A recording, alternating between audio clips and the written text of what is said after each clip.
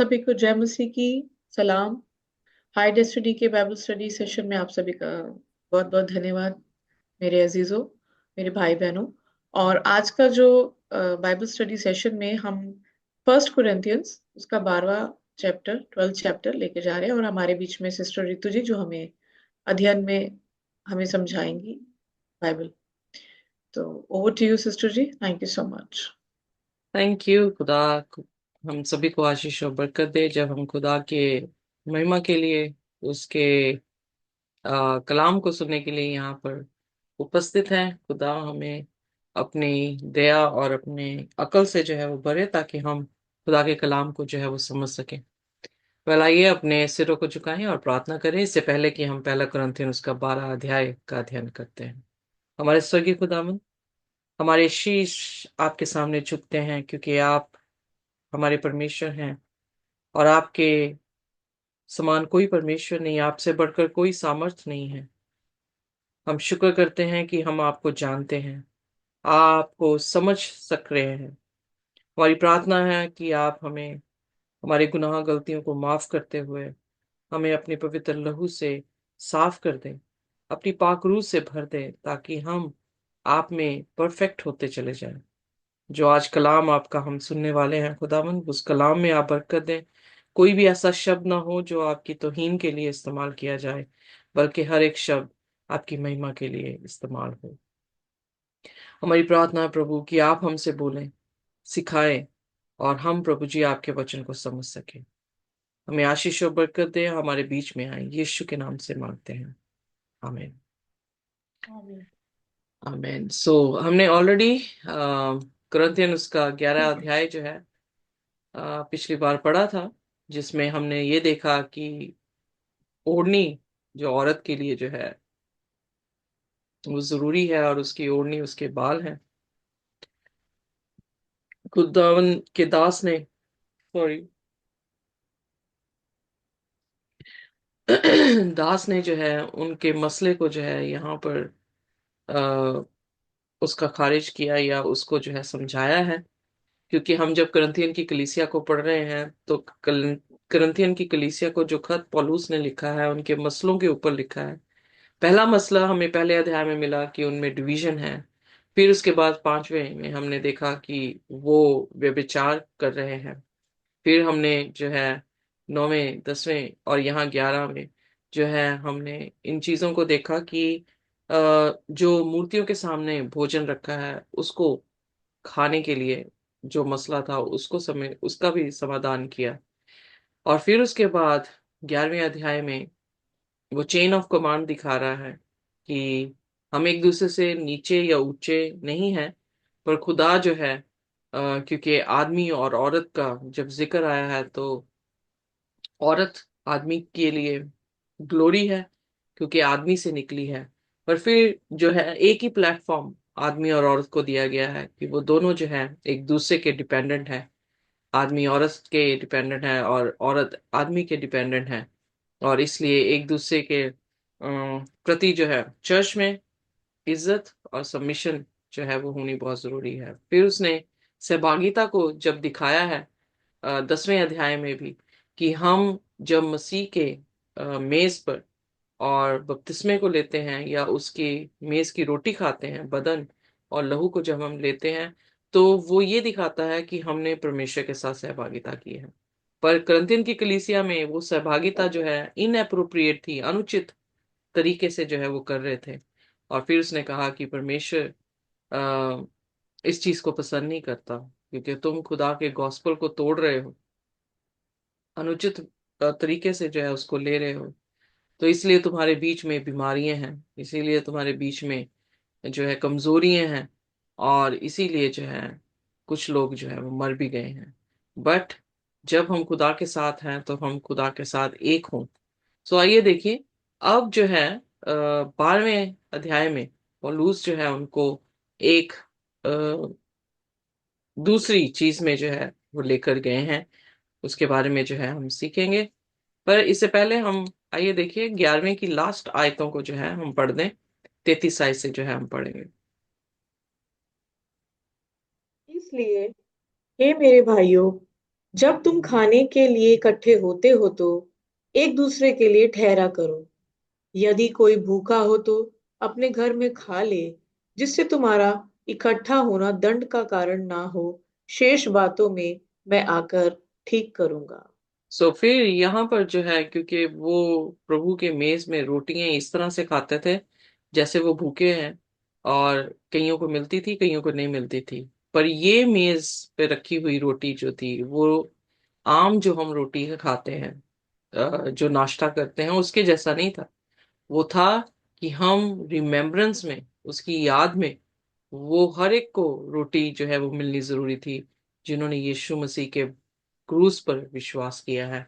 और वो एक रिमेम्बरेंस थी, जब उसे चबा रहे हैं उस रोटी को, तो वो इस बात के लिए जो है वो समझ सकते थे कि खुदावंद यीशु मसीह हमारे पापों के लिए कैसे पिसा, और हमारे लिए उसने जो है वो अपने आप को शून्य किया, जान दी।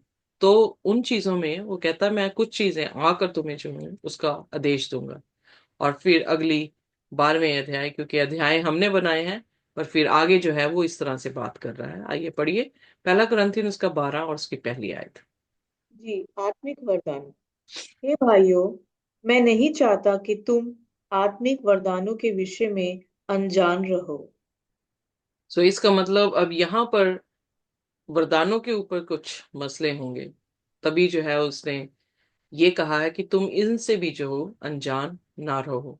जैसे तुम जो मेज पर पड़ी रोटी है उसके लिए अनजान घूम रहे हो, जैसे मूर्तियों के सामने रोटी पड़ी है उसके लिए अनजान घूम रहे हो। सो मैं चाहता हूं कि तुम आत्मिक वरदानों के प्रति भी जो है अनजान ना रहो। सो इसलिए क्या बताएंगे, आगे देखें। जी, तुम जानते हो कि जब तुम अन्य जातियां थी थे तो गूंगी मूर्तियों के पीछे जैसे चलाए जाते थे वैसे चलते थे। इसलिए मैं तुम्हें चेतावनी देता हूं कि जो कोई परमेश्वर की आत्मा की अगुवाई से बोलता है वह नहीं कहता कि यीशु मसीह श्रापित है, और न कोई पवित्र आत्मा के बिना कह कह सकता है कि यीशु प्रभु है। ओके, सो यहाँ पर जो है वो कंपेयर कर रहा है वो लोगों के बीच में जो लोग मूर्तियों की पूजा कर रहे हैं और मूर्ता के साथ चल रहे हैं। क्योंकि जब वो जेंटाइल्स थे, कुरिन्थियन की कलीसिया जो है स्थापित अन्य जातियों की के बीच में हुई है। तो जब वो अन्य जाति के थे, जब वो मूर्तियों की पूजा करते थे, तो वो इस तरह से बहकाए गए थे कि उसके पीछे चल रहे थे जो बोल भी नहीं सकते। सो मूर्तियां ना बोलती हैं ना सुनती हैं, ना कुछ उनमें कोई जो है वो कैपेसिटी होती है, एबिलिटी होती है कुछ करने की, क्योंकि वो मूर्ति हैं। वो पत्थर से या लकड़ी से, सोने से या चांदी से बनाई जा सकती हैं, बट वो जीवित नहीं है। पर जब वो कह रहा है कि तुम मसीह में आ गए हो, तो तुम्हें ये समझना चाहिए कि अब वो मृतिक मूर्तियां नहीं हैं जिनकी तुम पूजा करते हो। किसकी पूजा कर रहे हैं? जीवित परमेश्वर की पूजा कर रहे हैं। तो इसलिए अब यहाँ पर हमें ये समझने की जरूरत है कि खुदा का आत्मा बोलता है, खुदा का आत्मा सुनता है, खुदा का आत्मा देखता है। सो इसलिए दो डिस्टिंक्ट जो है हम फेसेस को देख रहे हैं। हमारी मूर्तियां ना देखती हैं ना सुनती हैं, पर खुदा का आत्मा देख रहा है, सुन रहा है, महसूस कर रहा है, सब कुछ कर रहा है। तो कह रहा है कि no man speaking by the spirit of God ever says, किसी ने भी खुदा की आत्मा से भरकर ये नहीं कहा कि खुदा पर श्राप हो या यीशु मसीह श्रापित है।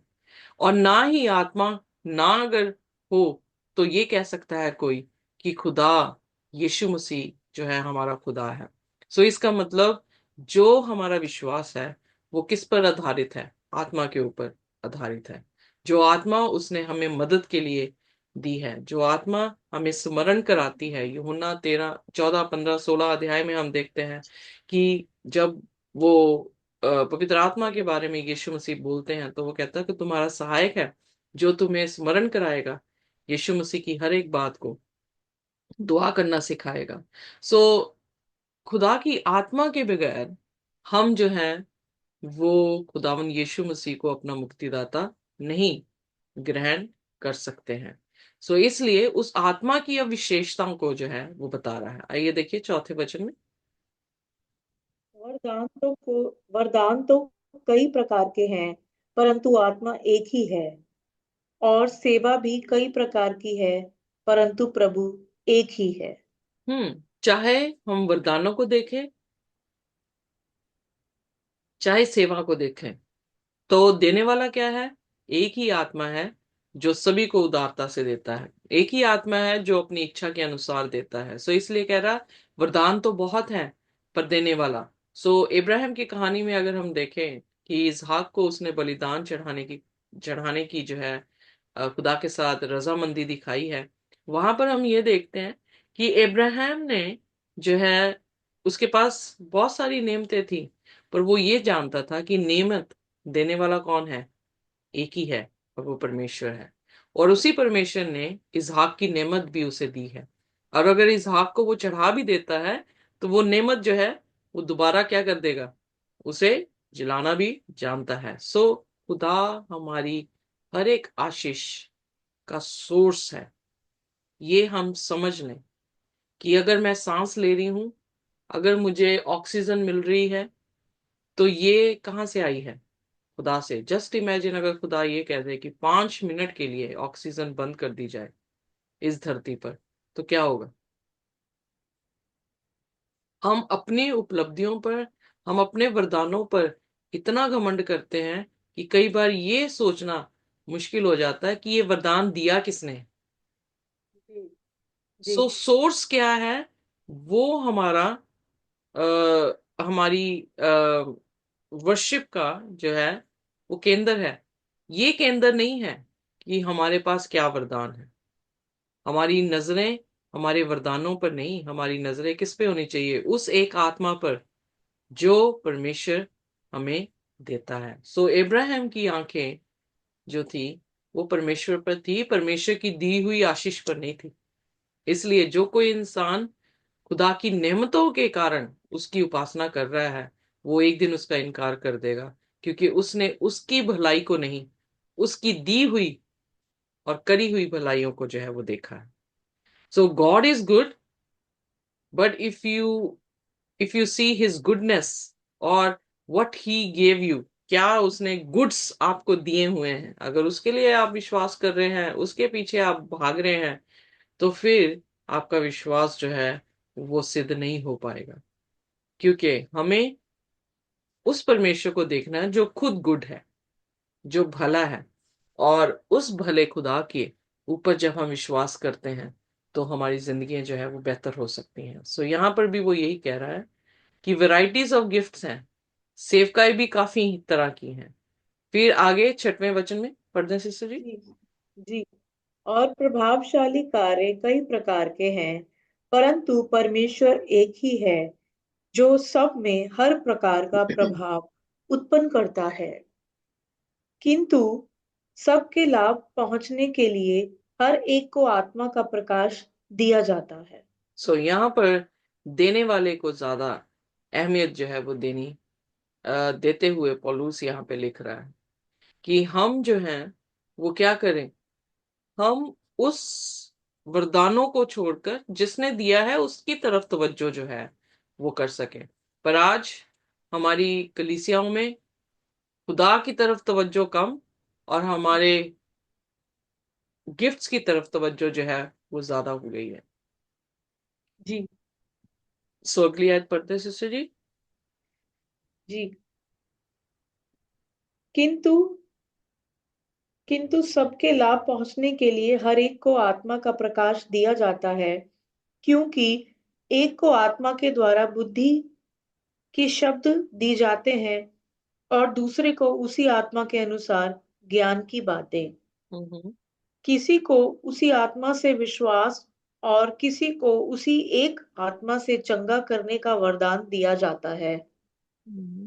फिर किसी को सामर्थ्य के काम करने की शक्ति, और किसी को भविष्यवाणी की, और किसी को आत्माओं के परख की, और किसी को अनेक प्रकार की भाषा, और किसी को भाषाओं का अर्थ बताना। सो परंतु या सॉरी। लास्ट है। परंतु ये सब प्रभावशाली कार्य वही एक आत्मा कराता है, और जिसे जो चाहता है वह बांट देता है। ओके, सो यहाँ पर एक और क्लियर करने वाली बात है कि किसी को वो बुद्धि की आत्मा देता है, किसी को समझ की आत्मा, किसी को विश्वास की, किसी को जो है चिंगाई की, किसी को मिरेकल्स करने की, किसी को प्रोफेसी करने की, किसी को अन्य भाषा बोलने की। सो इसका मतलब सभी को एक जैसा वरदान नहीं है। तो फिर जी, कैसे हो सकता है कि सारी कलीसिया के लोग अन्य भाषा बोल रहे हैं या बोलना आवश्यक है? कैसे हो इस सकता है कि जिस्म में सब आंखें बन जाएं और ट्रू। जुबान या कान कोई ना बने? क्या खुदा ऐसी कभी भी किसी भी सृष्टि में आपने देखा है कि परमेश्वर ने डाइवर्सिटी को नहीं लिया हो या भिन्नता ना रखी हो? हमारे अंगों में अगर आप देखें आगे जो है वो एक तन और बहुत सारे अंगों की बात जो है वो करेगा। सो ध्यान दें कि जब पौलुस यहां पर कह रहा है कि खुदा का वरदान है, खुदा का आत्मा जो है जिससे चाहता है वैसा उसे वरदान देता है। पर जब वो वरदान दे रहा है तो वो ऐसा नहीं कह रहा कि पूरी कलीसिया को अन्य भाषा का वरदान दिया जाएगा।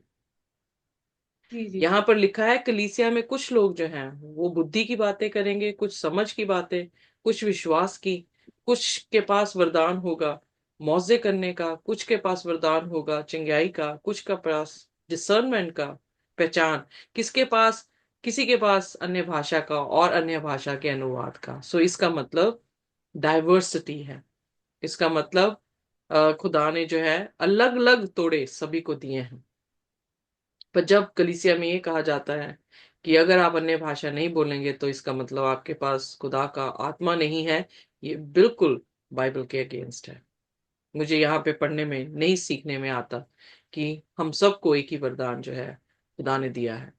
बाइबल में लिखा है जिसको जैसा चाहा उसको वैसा वरदान दिया, किसी को कुछ किसी को कुछ। सो वो फिर समानता कर रहा है हमारे स्वाभाविक शरीर के साथ। आइए देखिए उसके बारे में वचन में। जी। एक दे, अंग अनेक, क्योंकि जिस प्रकार देह तो एक है और उसके अंग बहुत से हैं, और उस एक देह के सब अंग बहुत होने पर भी सब मिलकर एक ही देह हैं, उसी प्रकार मसीह भी है। क्योंकि ओके, हम सब ने, क्या यहूदी, क्या यहूदी हो, क्या यूनानी, क्या दास हो, क्या स्वतंत्र, एक ही आत्मा के द्वारा एक देह होने के लिए बपतिस्मा लिया, और हम सबको एक ही आत्मा पिलाया गया। तो यहाँ पर हम देखते हैं कि उसने कहा कि ये वरदान किसी को कुछ किसी को कुछ इसलिए दिए गए क्योंकि फिर उसने 12वें वचन में उसका रीजन दिया है कि जैसे एक देह है और उसके बहुत सारे अंग हैं, उसी तरह मसीह की देह में बहुत सारे हम मेम्बरान्स हैं, हम जो है वो लोग जुड़े हुए हैं। फॉर इन वन स्पिरिट, क्योंकि एक ही आत्मा में हम सभी ने बपतिस्मा लिया है, सो कोई पक्षपात नहीं हुआ, साल्वेशन सभी के लिए थी। और क्या यहूदी, क्या यूनानी, क्या आजाद, क्या बंधुआई में, सबने प्रभु यीशु मसीह को ग्रहण किया है। आत्मा आत्मा आत्मा में, जल और आत्मा में हमने बपतिस्मा लिया है, यानी पवित्र आत्मा, खुदा का आत्मा जो है हमें मिला है। And we were all made to drink of one spirit, और हम सभी ने उसी आत्मा से जो है वो जल भी पिया है। सो इसका मतलब एक ही आत्मा है, एक ही आत्मा अलग अलग जनों को जो है वो एक्सेप्ट कर रहा है। एक ही खुदा है, एक ही देह है और उसके अलग से अंग है। फिर उसके बाद 14वें वचन में फिर और जो है इसको एक्सप्लेन करते हैं। जी। इसलिए कि देह में एक ही अंग नहीं परंतु बहुत से हैं। यदि पाँव कहे मैं हाथ नहीं, इसलिए देह का नहीं, तो क्या वह इस कारण देह का नहीं? और यदि कान कहे मैं आंख का नहीं, इसलिए देह का नहीं, तो क्या वह इस कारण देह का नहीं? यदि सारी देह आंख ही होती तो सुनना कहाँ होता? यदि सारी देह कान कान ही होती तो सूंघना कहाँ से होता? परंतु सचमुच परमेश्वर ने अंगों को अपनी इच्छा के अनुसार एक एक करके देह में रखा है। पढ़ना है सिस्टर जी हाँ आगे? जी, हाँ जी, पढ़ते हैं। यदि वे सब एक ही अंग होते तो देह कहाँ होती? परंतु अब अंग तो बहुत से हैं, परंतु देह एक ही है। ओके, सो यहाँ पर खुदावन के दास ने जो है कंपैरिजन कर दिया। कंपैरिजन क्या किया है? देह एक है और उसके अंग जो है वो बहुत है। अगर आंख कहे कि मैं कान क्यों नहीं, तो क्या आंख जो है वो देह का अंग नहीं रहा? अगर कान ये कहे कि मैं आंख क्यों नहीं, क्योंकि एक बहुत सारी कलीसियाओं में यही समस्या होती है कि जब वो देखते हैं कि एक व्यक्ति बहुत अच्छा गाता है, तो वो ये सोचने लग जाता, परमेश्वर ने मुझे गाने का तोड़ा तोड़ा जो है वो क्यों नहीं दिया है? मैं क्यों सिर्फ प्रचार कर रहा हूँ? मुझे गाना भी आना चाहिए, मैं प्रचलित होना चाहिए एज अ गायक भी। तो यहाँ पर परमेश्वर ने क्या किया है? हम सभी को, सब अंगों को जो है देह में जोड़ा है। खुदा ने अगर हमें आंखें दी हैं कि हम आने वाले समय को देख रहे हैं, प्रॉफिट है, तो अब प्रोफेसी दी है, तो इसका मतलब ये नहीं कि वो कहे कि मैं इस देह का अंग नहीं क्योंकि मेरे पास गाना गाने का तोड़ा नहीं है। नो, ऐसा कुछ नहीं है। परमेश्वर ने हर एक अंग को अपना अपना कार्य दिया है। जैसे उसने कहा, पौलुस ने, कि अगर सारे अंग आंखें बन जाती तो भी देह कहाँ रही? देह हमेशा अलग अलग अंगों से बनती है, एक ही अंग से नहीं बनती। सो अगर एक कलीसिया है, वो खुदा की देह के माने दिखाई दे रही है, तो उसमें अलग अलग तोड़े होंगे, एक ही तोड़ा नहीं होगा। आंखें देखेंगी, आंखों का देखना जरूरी है, कानों का सुनना जरूरी है, जुबान का बोलना जरूरी है, उसके हाथों का काम करना जरूरी है। सो इसलिए कलीसिया में खुदा ने अलग अलग तोड़े दिए हैं ताकि वो क्या हो? निपुण हो सके, वो परफेक्ट हो सके। सो बट अगर कलीसिया में ये चीज का प्रचार किया जाता है कि हम सबके पास आंखें हों, तो वो गलत है। वो खुदा के गॉस्पेल को तोड़ रहे हैं, वो खुदा की उस इमेज को तोड़ रहे हैं जो उसने एक चर्च की इमेज दी है, कि चर्च में डिफरेंट डिफरेंट तोड़े जो है वो होंगे।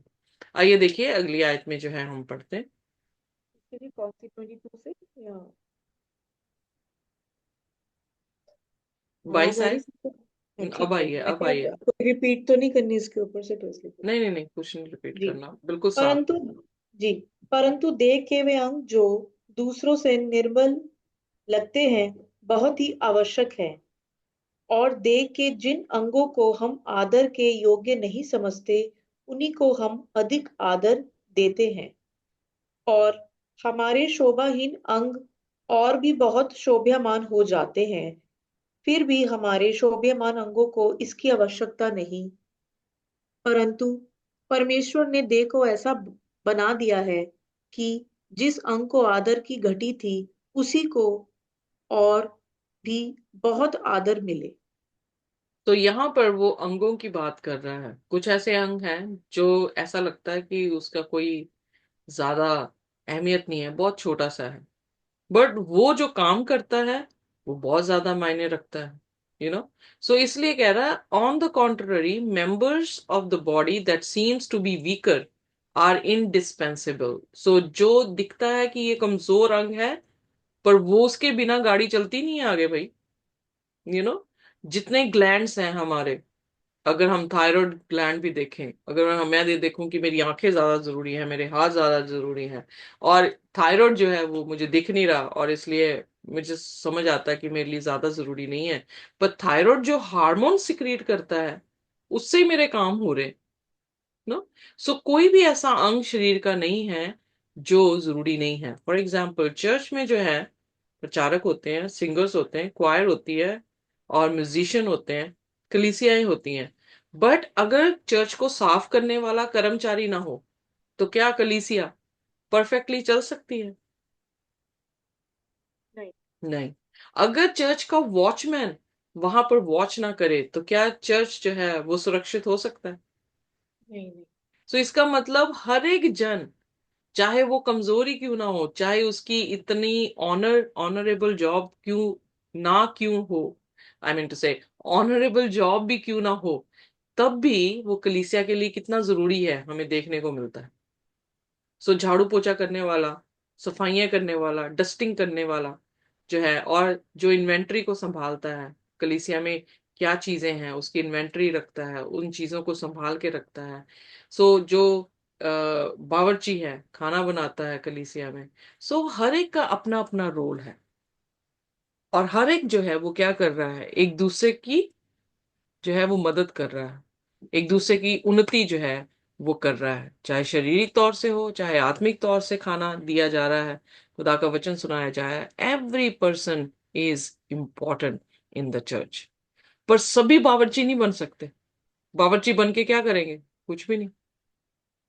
Are you getting me? बिल्कुल बावर्ची बिल्कुल। के डिपार्टमेंट में भी अगर देखा जाए, बर्तन धोने वाला व्यक्ति जिसकी कोई वैल्यू नहीं है, बट जी खुदा की बिल्कुल। नजर में उसकी भी वैल्यू है। क्यों? क्योंकि वो बर्तन धो रहा है, बिल्कुल बिल्कुल और सही वो बात। बर्तन धोकर रोटी उसी बर्तन में डाल के जो है वो लोगों को परोसी जा रही है, उसकी सेवा हो रही है, लोगों की, खुदा की कलीसिया की सेवा की जा रही है। सो एक बंदा जो है वो जूतियां संभाल रहा है कलीसिया में जो आए हैं, तो क्या वो बंदा छोटा बन गया? नहीं, वो बंदा छोटा नहीं है, वो उतना ही जरूरी है जितना पुलपट पे खड़ा हुआ प्रचार प्रचार कर रहा है हमारे जूम में।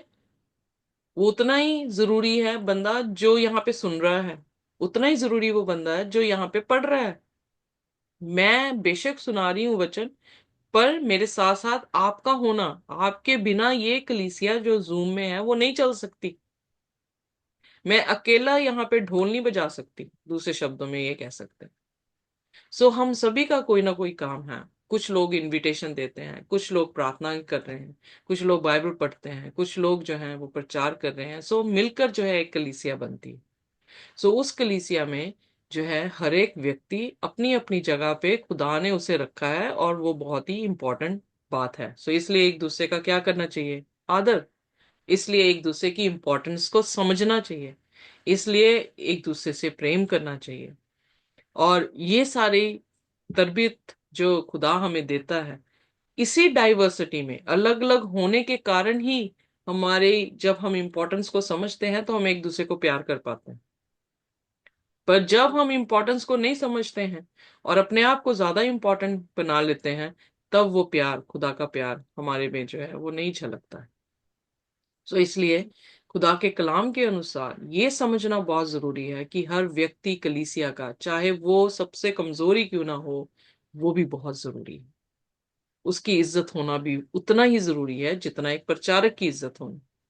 बट जब हम देखते हैं प्रचारकों को, इवन कैमरामैन जो आपको शूट कर रहा है, वो कैमरामैन की इज्जत भी उतनी होनी चाहिए जितनी इज्जत खुदा के खादिम की है।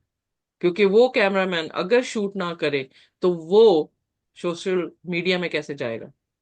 वो कैसा खुदा के कलाम को जो है। So we need to be very respectful to each one of them.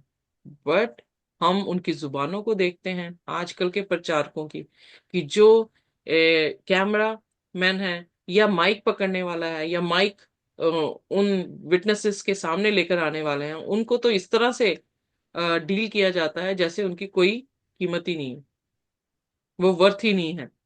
But remember ji this, उस कैमरामैन के लिए भी, उस माइक को पकड़ने वाले के लिए भी यीशु मसीह ने वही मौत सही है जो मौत उसने प्रचारक के लिए सही है। सो इसलिए इज्जत करना बनता है, क्योंकि अगर खुदा ने उसकी वैल्यू भी इतनी प्रेशियस रखी है, तो हम कौन हो सकते हैं जो उसकी वैल्यू जो है डिग्रेड कर दें? जी, एम आई बिल्कुल राइट? बिल्कुल, हंड्रेड सो परसेंट सिस्टर। यहाँ पर जो है परमेश्वर के दास ने यही सिखाने की कोशिश की है कि कोई किसी को कमजोर या कोई किसी को ज्यादा बलवंत ना समझे। हर एक इंसान की अपनी एक जगह है, और सबसे बड़ी जगह यहाँ पे देखने को मिलती है कि उसके लिए भी खुदा ने वही मौत सही है जो हमारे लिए सही है। फिर 23वें वचन में कहता है, those members of the body that will think less honourable we clothe with greater honour, and our less respectful members are treated with greater respect. क्योंकि अगर वो छोटा व्यक्ति आपके मेज को साफ नहीं करेगा, तो मिट्टी में आप भी बैठ नहीं पाएंगे। तो इसलिए हम एक दूसरे की क्या करें? रिस्पेक्ट करें। सो उसके बाद इसीलिए 24 आयत में लिखा, wherever whereas our more respectable members do not need this, but God has so arranged the body, giving the greater honor to the inferior members. So खुदा ने इसीलिए हर एक को अपनी अपनी जगह में रखा है, ताकि जो कमजोर दिखता है उसे भी क्या दी जाए। अब फॉर एग्जाम्पल जो सीवरेज साफ करते हैं, हिंदुस्तान में उन्हें बड़ी नीची जात का समझा जाता है, पर इमेजिन करें अगर वो काम करना बंद कर दे तो आपका कूड़ा आपके घर में बदबू मारेगा, वो कौन उठाएगा। सो इसलिए रिस्पेक्ट बनती है। जी, बिल्कुल, हंड्रेड इनकी भी परसेंट बनती है। क्यों बनती है? क्योंकि वो भी इंसान है, वो हमारी सेवा कर रहे हैं, इसका मतलब ये नहीं कि वो नीची जात हो गए। वो काम ना करें तो हमारी जिंदगी नहीं चल सकती। सो इसलिए हम एक दूसरे के डिपेंडेंट हैं, हम एक दूसरे पर निर्भर हैं। इसलिए उस चीज को देखते हुए हम एक दूसरे की क्या करें, रिस्पेक्ट करें। आदर करें। जी। सो 25 में लिखा that there may be no dissension within the body, but the members may have the same care for one another. So एक दूसरे की क्या करनी चाहिए, परवाह करनी चाहिए। एक चपरासी की परवाह करेंगे, उसके परिवार की परवाह करेंगे, तो हमारा घर जो है वो सुरक्षित है, खुदा का घर सुरक्षित है। आमीन। If one member suffers, all suffer together with it. अगर एक भी मेंबर, बावर्ची अगर कलीसिया में नहीं आया, तो फिर हमारी सभा में रोटी कौन खिलाएगा। सफर करते हैं ना हम सभी। जी। अगर मेरी बाजू में दर्द है तो मेरी पूरी देह सफर करती है, सिर्फ बाजू नहीं करती अकेली सफर। सो हम इतने एक दूसरे के साथ जुड़े हुए हैं, वी आर निट टुगेदर। हम एक दूसरे के साथ बुने हुए हैं, दूसरे शब्दों में, कि कनेक्टेड। अगर एक को तकलीफ है तो सभी को तकलीफ जो है वो होती है। सो आइए देखिए फिर उसके बाद उसने लिखा if one member is honoured और रिजॉइस टुगेदर विद इट। अगर एक इंसान की महिमा होती है तो फिर सभी की महिमा होती है। एक चर्च को कोई उपाधि दी जाती है तो क्या होता है, सारा चर्च जो है उस बात में रिजॉइस करता है। सो अगर दुख है तब भी पूरा चर्च दुखी होता है, अगर खुशी है तो सभी खुशी। बट कुछ लोग जो हैं किसी की उपाधि या उपलब्धियों से नफरत करने लग जाते हैं, तो इसका मतलब उन्होंने अपने आप को क्या किया है, अलग कर लिया है। खुदा ऐसा नहीं चाहता। खुदा चाहता है हम सभी एक दूसरे के साथ जुड़े रहें। और फिर 27वां वचन आइए देखिए। जी। इसी प्रकार तुम सब मिलकर मसीह की देह हो और अलग अलग उसके अंग हो। और परमेश्वर ने कलीसिया में अलग अलग व्यक्ति नियुक्त किए हैं, प्रथम प्रेरित, दूसरे भविष्यद्वक्ता, तीसरे शिक्षक, फिर सामर्थ के काम करने वाले, फिर चंगा करने वाले और उपकार करने वाले और प्रबंध करने वाले और नाना प्रकार की भाषा बोलने वाले। पर आजकल ये सीक्वेंस जो खुदा के खादिम ने दिया है कि पहले अपोस्टल्स हैं, फिर प्रॉफिट्स हैं, फिर टीचर्स हैं, फिर अचंभे काम करने वाले, चंगाई करने वाले, सहायक या लीडर्स, और अन्य भाषा। पर अब हमारा स्टैंडर्ड कैसे हो गया, अन्य भाषा वाले पहले हैं, उसके बाद जो है लीडर्स हैं, उसके बाद हीलिंग करने वाले, अचंभे काम करने वाले, उसके बाद आखिर में कोई नबी मिला, खुदा का नबी होगा या खुदा के नबी की बातें लिखी होंगी तो उसको हम सुनेंगे। जी। क्या हो रहा है, बिल्कुल कॉन्ट्रास्ट में हो रहा है। जो गॉस्पल कह रहा है उसके बिल्कुल विपरीत हमारी चाल जो है वो बन गई है। पर यहाँ पर जो है हमें सीखने को मिलता है कि खुदा के वचन जो उसके अपोस्टल्स ने लिखे हैं, जो नबियों ने लिखे हैं, उनको प्रथम स्थान देना जो है वो बहुत ही जरूरी है, बनिस्बत कि हम अपने वरदानों पर घमंड करते जाएं। बट फिर भी अब यहाँ पर वो जिक्र कर रहे हैं कि हर एक को अपनी अपनी जगह पे खुदा ने रखा है। तो 29 आयत में कह रहे हैं। जी। क्या सब प्रेरित हैं? क्या सब भविष्यद्वक्ता हैं? क्या सब उपदेशक हैं? क्या सब सामर्थ के काम करने वाले हैं? क्या सबको चंगा करने का वरदान मिला है? क्या सब नाना प्रकार की भाषा बोलते हैं? क्या सब अनुवाद करते हैं?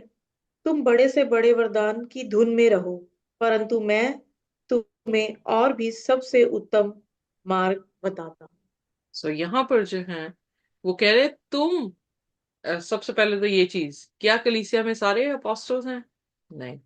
क्या नो। कलीसिया में सारे प्रॉफिट्स हैं? नहीं। नो। क्या कलीसिया में सारे टीचर्स हैं? नहीं। नो। क्या कलीसिया में सारे अचंभे काम करने वाले हैं? नहीं। क्या कलीसिया में सारे हील कर रहे हैं? नहीं। क्या कलीसिया में सारे अन्य भाषा बोल रहे हैं? यस। वाई? प्रश्न उठता है क्यों? जब पौलुस कह रहा है कि सब कलीसिया के लोगों को भाषाएं नहीं, बट किसी को भाषा का अनुवाद का वरदान दिया गया है, तो फिर आज की कलीसिया में सब क्यों भाषाएं बोल रहे हैं? सो समथिंग इज रॉन्ग, कुछ तो गलत है।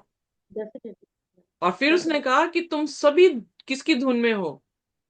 गिफ्ट्स की धुन में हो। पर मैं तुमसे सबसे उत्तम चीज के बारे में बताता हूं। और जब 13 अध्याय उसने पहली आयत में पढ़ा, आइए देखिए, पढ़ दें, बहुत ही खूबसूरत है। सो गिफ्ट्स के ऊपर तुम भाग रहे हो, उसकी धुन में चले हुए हो, पर सबसे उत्तम चीज क्या है? आइए देखिए, पहले वचन में, 13 उसके पहले वचन में। जी, यदि मैं मनुष्यों और स्वर्गदूतों की बोलियां बोलूं और प्रेम न रखूं, तो मैं ठनठनाता हुआ पीतल और झंझनाती हुई झांझ हूँ। Exactly exactly. सो उसने क्या कहा? उसने कहा अगर प्रेम ना हो, प्रेम कौन है? प्रभु यीशु मसीह। जी। अगर यीशु मसीह ही नहीं है, तो वरदानों की धुन में जो तुम घूमे फिरते हो, अगर तुमने सिर्फ वरदानों पर भरोसा कर लिया, यीशु मसीह को छोड़ दिया, तो तुम चाहे स्वर्गदूतों की भाषा क्यों ना बोलो, तुम झंझनाती हुई झांझ हो। झांझ। कुछ नहीं है, खाली हो तुम।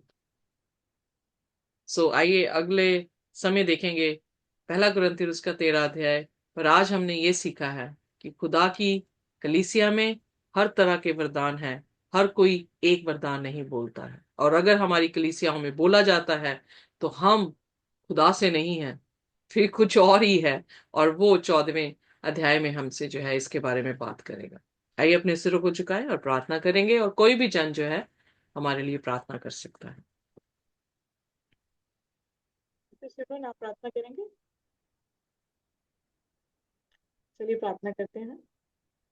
प्यारे आसमानी बाप, धन्यवाद करते हैं प्रभु इस कलाम के लिए, जिसने आज हमारी आंखें, हमारी बुद्धि, हमारी आत्मा को प्रभु जी फिर से एक नई ज्योति दी है। मेरे हमारे प्यारे सर्वशक्तिमान परमेश्वर पिता, पुत्र और पवित्र आत्मा जी। प्रभु ऐसी ज्ञान के वो भेद आज आपने अपने पवित्र कलाम से हमारे ऊपर प्रकट किए। प्रभु हम आपका धन्यवाद करते हैं। और प्रभु जी अपनी रूहों को खुदावन आपके चरणों में, आपके हाथों में सौंपते हैं खुदावन, ताकि प्रभु आप हमें अपनी आत्मा से, अपनी समझ बुद्धि ज्ञान से और बढ़ते चले जाएं खुदावन। और ये जितने समुद्र के वो मोती हैं प्रभु, हम उसको इकट्ठा करें खुदावन, और इस दुनिया में बांटने के लायक बन सके मेरे खुदावन। खुदा बोलने वाली मैम नहीं थी खुदावन, आपकी रूह थी। आपने उन्हें जरिया बनाया, और इस तेरी खादिमा को आए परमेश्वर, तो अपनी आत्मा से ऐसा भर दे आए खुदावन कि ये जो शब्द बोले खुदावन और बढ़ती चली जाए खुदावन। इनके मुंह में प्रभु जी ऐसे ऐसे शब्द आने पाए प्रभु जी, कि प्रभु जी सोचने वाले प्रभु दंग रह जाए आने वाले समय के लिए मेरे खुदा। आए खुदावन खुदा, हम दुआ मांगते हैं इस समय के लिए जो तुमने हमें बख्शा है। इस वक्त को हम आपके पवित्र हाथों में सौंपते हैं, और हर दिन के लिए प्रभु आपका धन्यवाद करते हैं जो आपने हमें दिया है प्रभु जी। हर एक को प्रभु जी हम आशीष करते हैं पिता, पुत्र, पवित्र आत्मा के नाम से। और जो भी इसको आने वाले कलाम को इस यूट्यूब पे और आगे आने वाले समय में इसको सुनेंगे और पढ़ेंगे, प्रभु आपकी महिमा करने पाए। हम आपका धन्यवाद करते हैं। सारा आदर, सारी महिमा, सारा जलाल आपको देते हैं। यस्सु के नाम से मांगते हैं, आमीन। Thank you very much. आमीन। खुदा आप सभी को आशीष और बरकत दे, और प्रभु का अनुग्रह और उसकी शांति हमारे साथ, जब तक वो दोबारा ना आ जाए तब तक इसी तरह से हमारे साथ बनी रहे। आमीन।